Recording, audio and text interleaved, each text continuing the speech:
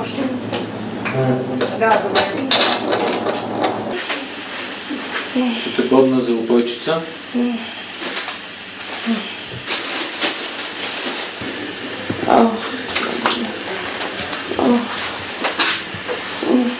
Сега тук по същия начин, както правихме оттатък. Айде, поеми дълбоко въздух. Хвани краката, както бяха оттатък. Хайде, дай, да пребера. Давай силно, давай. Напъвай.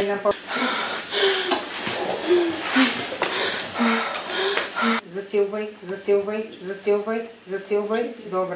Добре. Дишай. Главата. Започва ли? Да.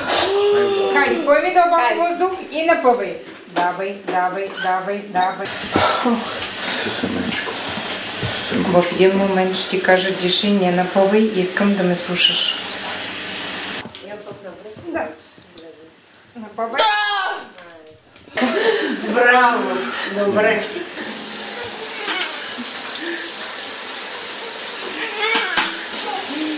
Това е твоето. Айде, сега ще го изкъпя.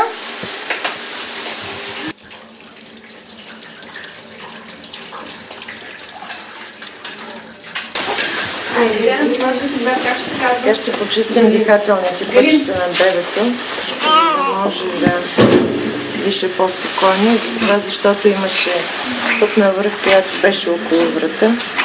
Това, както виждате, е аспирирало и хладни води. Така че почистването е една от манипулациите, които ние правим почти по всяко новородено бебе. Дезинструкция на дихателните пътища. Ще чуем нашето ново пепче. Има крепитации, за това ще го поддишаме с малко.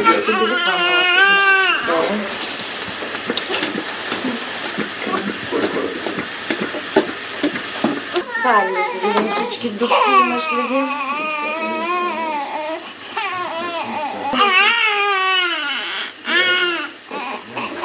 Ще го взема за 24 часа от интензивния сектор, ще бъде на кислород и след това ще го дам. Няма никаква опасност за състоянието на бебето. Всичко е наред и всичко е в интерес на детето. Добре. Може? Може ли? Може, след като ще казвам, ще можеш. Добре. 3834. Колко часа го обявихте раждането? 53 сантиметра. 35, 53, 35 глава.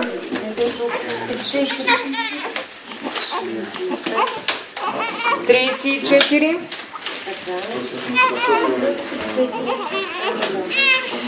33. Да, 8-3. Да. Добре, Не ли разбира? Да, 800 и 53 сантиметра. Много са ми голям. Айде, долу.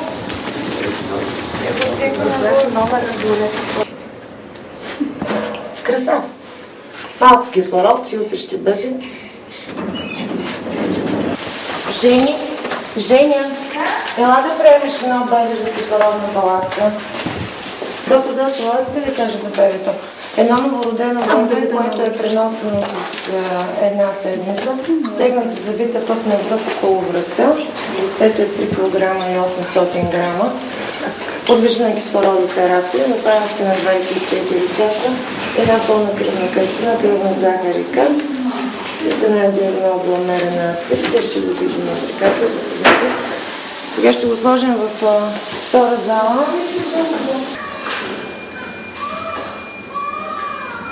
Даже може да го видите. Яла малко по-наблизко, за да си го видиш. Къде е номинирания за Оскар? Майката ще бъде свалена долу след 2 часа и вие ще можете да си я видите след 2 часа. Майка била. Не се връщи.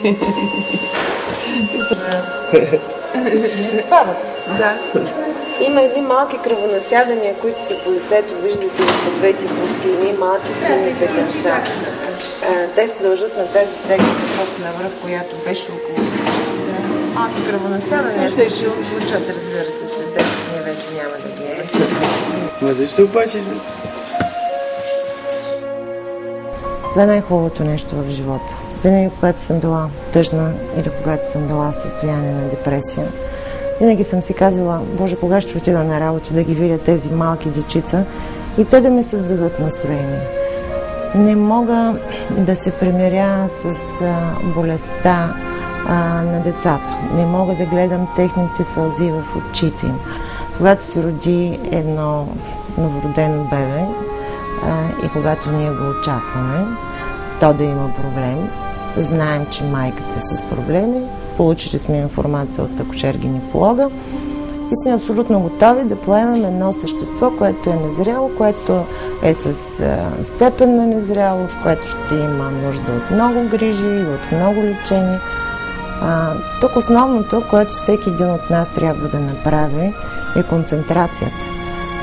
Много е важно да се концентрираш, много е важно да реагираш мигновено на това, което получаваш, а то е един на увреден терен, т.е. майка, която е с проблем, съответно получаваш увредено бебе. Ако не реагираш за минута, губиш детето. Това е изключително екстремна ситуация, която трябва да бъде разрешена за секунди, защото там нямаш време да мислиш. Как му нарушихме спокойствието и той се разсърдя. Така няма малък, съвсем за кратко време. Спокойно. Не дай да плачеш.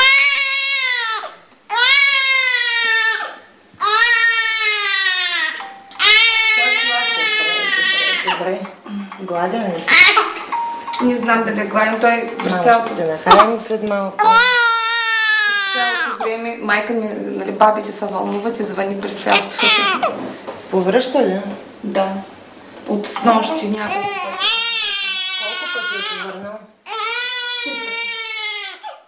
Цялото количество кърма или повръща олива около устата? Около устата. Около устата и последното беше вече малко така с... Сега трябва да знаете, че всички новородени бебета в първите няколко дни след раждането имат такъв рефлекс на повръщане, който е по-силно изразен, тъй като имат една функционална особеност и физиологична на хранопровода и на стомаха, което провокира тяхното повръщане. Не е болезнено състояние, ако детето ви не започне да намаля на тегло. Необходимо е да направим пробно кърмене, за да видим колко милилитра кърма изяжда от вас. И ако кърмата е недостатъчна, тогава ще дохраним с хидролизат, някакво изкуствено мляко. Много е важно да го вдигнете на високо стоеж и това ще направи Галито. Гали, вдигаш го на малко по-високо стоеж, цялото тяло от рамени, не само на главата. И в тази позиция ще го наблюдаваме. Пак трябва да Да, сега ще го... Вие сте утре за изписване? Да. Добре, чудесно. При изписването ще ви бъде обяснено как да го храните, как да му туалирате очите, как да правите туалет на попа, с какво да промивате очичките и но след това съответно се появи и отток и някаква секреция от очите. Имате ли някакви въпроси на карта? Не за сега, за рецептите утре. Да, при изписването се дава на всяка майка рецепта и ако имате проблеми с детето, имате право на 2 прегледа в рамките на 1 месец, които можете да дойдете и да ги направите в нашата амбулатория или съответно да се обадите на телефона на регистратурата и договорите с дежурния педиатър. Винаги сме готови и сме отзивчиви да ви дадем съответните напътствия. Довиждане. Моля, довиждане се сега.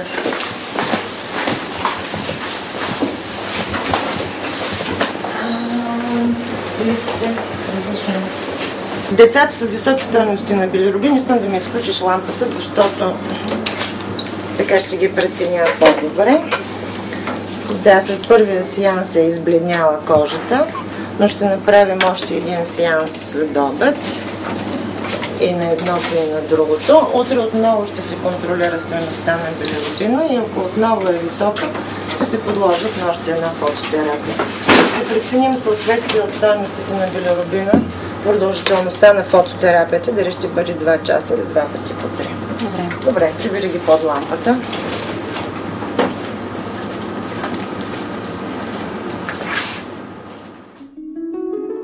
Когато работя с по-големи деца, това е изключително удоволствие, защото там се контактувам. Те са много всеотдайни, те са много добронамерени. Те искат да влезеш в тяхната игра, искат да влезеш в техния живот. И ако ти успееш да го направиш това, означава, че си пред, означава, че тези деца действително ще ти се отдадат. Ще можеш спокойно да си ги прегледаш, спокойно да дадеш всичко от себе си. Тоест аз им давам любовта и съответно получавам тяхната любов. Когато обичаш работата си, е огромно удоволствие да работиш. Не се уморяваш. И ето аз вече 25 години работя с деца и все още не мога да кажа, че съм уморена. И може би имам още сили да работя много години.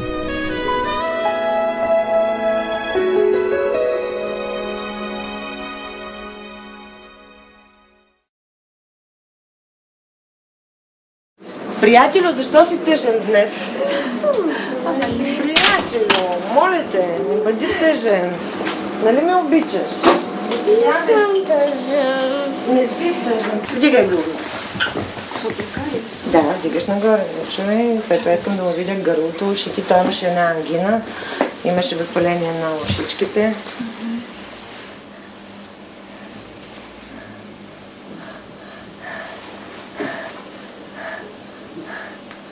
Много е добре. Много е добре. Антибиотика сутринта да. Никакви крипови няма и проведени няма. Какво да не му даваш вече? Антибиотика до вечера. Да не мога да даваш. Чакай малко. Не съм свършила с прегледа. Ако го спреш по-рано антибиотика, нали знаеш, че пак ще дойдеш при мен скоро време, което не искаме да се случва, но не сме свършили с прегледа. След ще отвориш ли устата? Хубаво. Дигни главата нагоре. Хубаво. Чудесно. Обаче има още възпаление на фарингса. Така че искам още поне 2 дни да му даваш антибиотика. Той има за 2 дни. Ето, заповядай. Играй с Той него. има за 2 дни. Да се надяваме, че поне ще ми донесеш цвети на 8 марта. Ако не искаш да ми кажеш стихче, чао. Това е мрачен мъж. Не си бъркай в носа, оттам няма да излезе стихчето. Да. Чакай, пиленце. Да. Поне главичката, за да ни мърда. Така. Сега оглеждаме мозъчните структури, оглеждаме мозъчните стомачета. Корпус калозум, калум сектум, трети мозъчен вентрикул. И неща, които няма да ви ги обяснявам. Просто това е една чудесна информация за лекаря след раждането на детето, за да сме сигурни дали имаме някакъв проблем от рода на мозъчен отток, мозъчна киста, мозъчен кръвоизлив, аномалии на мозъка. Обаче, за ваша много голяма радост, но аз не съм и очаквала тук да наблюдавам нещо, което да е извън нормата, тъй като бременността ти беше чудесна. Освен това, раждането ти беше абсолютно щадящо и без никаква травма. Така че мозъчната структура на Петю е съвсем нормална. Той ще бъде умен и красив. Като така мен. ли беше? Да. Ай, разберете се сега.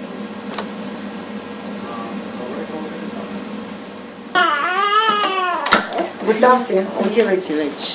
Хайде, тръгвай си, отивай да ядеш. Тези деца са много мили за мен.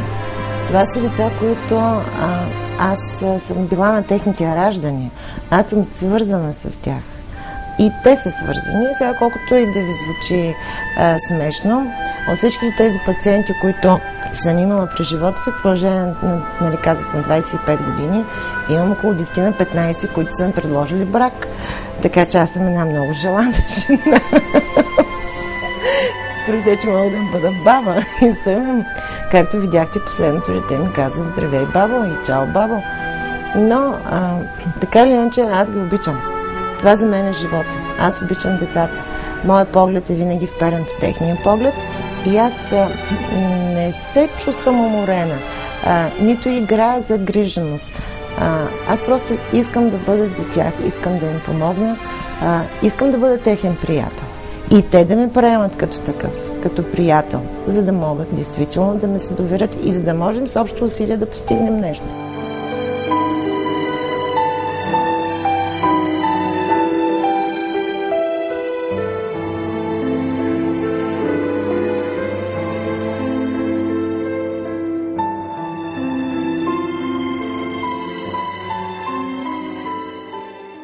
Един дебелак с големи бузи. Така, това е въпросното бебе, което е с травмираната ръка. Жени, разви го, моля да. За да преценим какъв е обхвата на движение на бебето. Когато се роди детето, беше много ограничено движението, нали? Съвсем ръката изцяло си висеше. Още да свалям надолу скоро. Да, махни тази блузка. Хватателният рефлекс направо просто напълно липсваше. Робинсън липсваше, Мороси го нямаше всъщност и него, и двата в лявата ръка. В дясно само имаше, болезния плач като се пипа. Сега започна да се възстановява рефлекса вече до хватателния. Анчела, обещахме на майка ти да си здрава, така че вяла рефлекса продължава да е вяла хватателния рефлекс.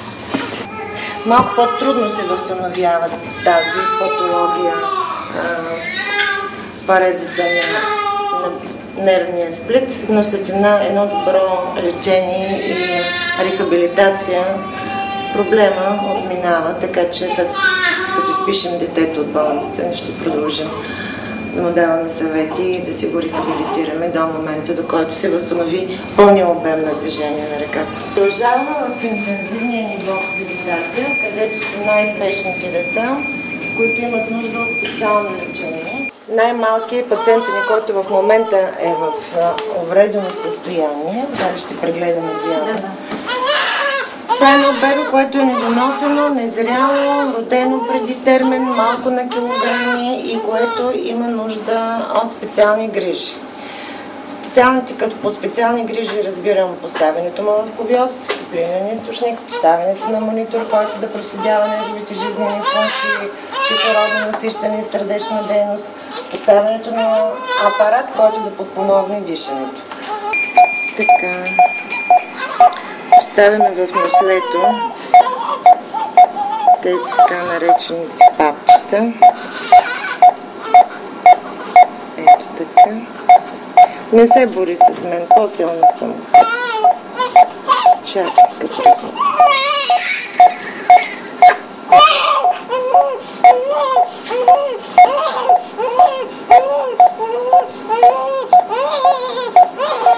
Готово. Така. По този начин ние разгъваме белия дроб и детето преодолява ателектазата или слепването на алвеолите в резултат на ранното му раждане. След няколко часа ще направим едно проконтролиране на кислородното насищане на кръвта, с оглед на това да видим до каква степен апаратът е подпомогнал неговото дишане.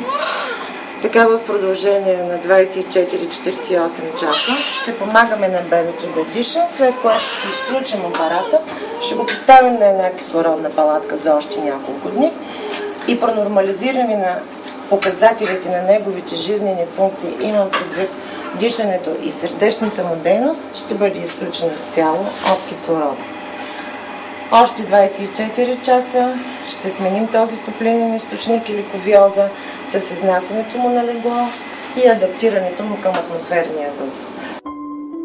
Това, което ме е водило през всичките тези години по пътя ми, точно е въпросът за компромисите. Никога не правя компромис, независимо от това какво е детето, каква националност е, каква социална прослойка е. То е едно дете, което се нуждае от помощ. когато има нужда от помощ на 100%, на едно дете трябва да му бъде помогнато. Независимо от това колко е часа, в какво състояние си ти. Аз съм ставала и болна, и съм преглеждала и във всяко едно. Не съм щадяла себе си заради децата. И няма и да го направя. Аз много често плача. Аз непрекъснато плача. Аз мога да се разплача, когато едно дете плаче. Това е, аз съм една изключително емоционална жена. Разбира се, опитвам се да не давам израз на това. Защото, както казах преди малко, трябва да създаваме увереност в очите на хората, с които контактуваме. Трябва да бъдем уверени тогава, когато контактуваме с едно дете. То трябва да получава от нас само позитивна енергия. Любов, смях и разнообразие. Но не и плач. Аз плача всеки Божи ден. Особено ако ми се случи нещо неприятно в работата, което е свързано с екзитус, с смърт на дете. Задължително. Това е част от моето ежедневие.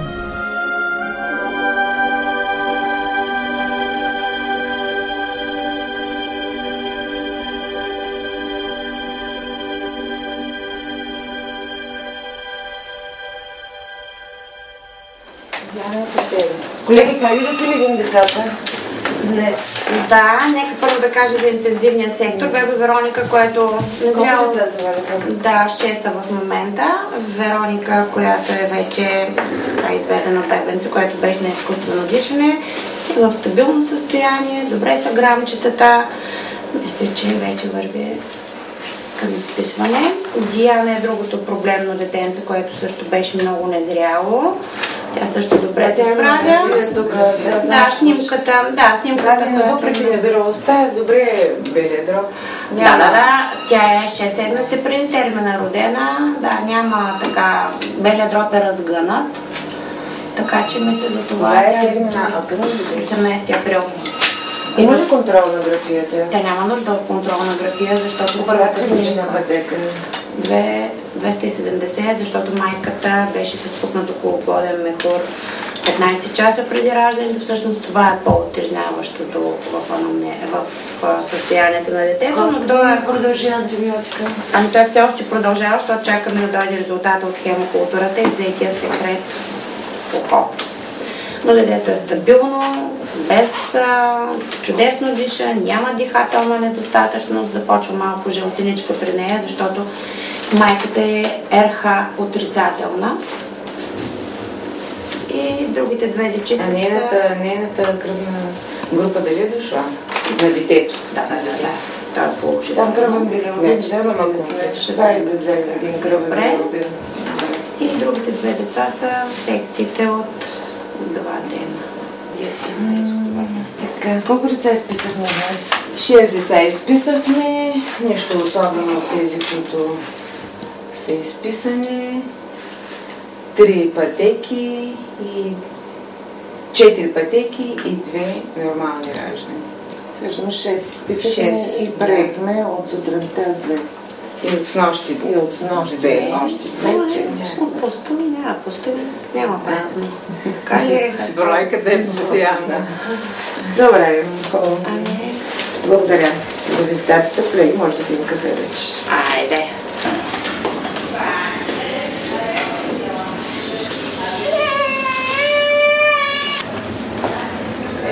Един голям, хубав мъж. Много добре оформен. Който се казва Галинчо 8302. Да. Сега ще му легне на кожичката. Готов си. Чисто нов. Хубав мъж.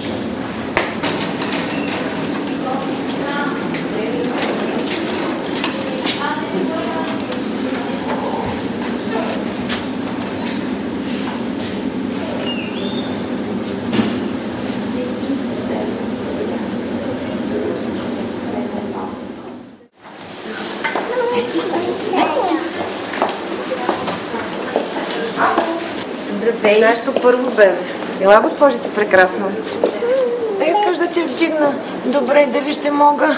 Ох, ти много тежиш вече. Беше такова малко бръмбърче. Много тежиш, Марая? Да. И си красива? Да. Здрава ли си или си болна? Да. Какво да? Болна си. Ти само ще разгледаш тази красива стая с много играчки. Така, заповядай. Ето тук. Айде, мама. Тази красива госпожица е първото бебе на болницата, родено месец и половина преди термина, което беше нашето безумие, предизвикателство и изпитание пред Господа за това дали можем да се справим с това дете или не, което, както каза господин Абумелих, от него зависеше доверието на родителите към самите нас, които бяхме взели едно много сериозно решение на една сериозна възраст да напуснеш една болница и да дойдеш да работиш в друга. Това е страхотно предизвикателство. А тези хора, майките им, трябваше да повярват още от първия път в нас. За да повярват в нас, ние трябваше да покажем един много висок професионализъм, една много изразена любов към децата и да дадем всичко от себе си, което направихме, за да се роди госпожица Марая. Кило 800 ли беше, Ювина? Кило 830. Кило 800. И в момента тя да е на 2 години, в чудесно състояние и развитие, госпожица, която ще си гледаме до абитуренска и бал, дай Боже. Така, хайде да я пригледам сега. Какви оплаквания има? Има хрема и я болят ушичките. Можем ли да свалим малко? Чакай. Айде, мама. Искаш ли нещо друго? Друга играчка искаш? Дишай, мама. Да. Я дишай. Добре, ще хубаво дишай. Няма. Ти така си е научила на... Дишам. Защо, мама, няма да дишаш? Този отговор няма. Между другото, същото беше и когато се роди. Дишай, Марая. Няма. Хайде, Марая, на апарат. Тогава може. Да, тя беше доста време на апаратно дишане. Краката, да, мама. За мен болницата, а работата с децата е семейството. Това е моето семейство. Аз живея по-скоро тук и контактувам повече с тези деца, които са ми пациенти, отколкото с дъщеря ми, отколкото живота ми в моя дом. Аз съм по цял ден в болницата.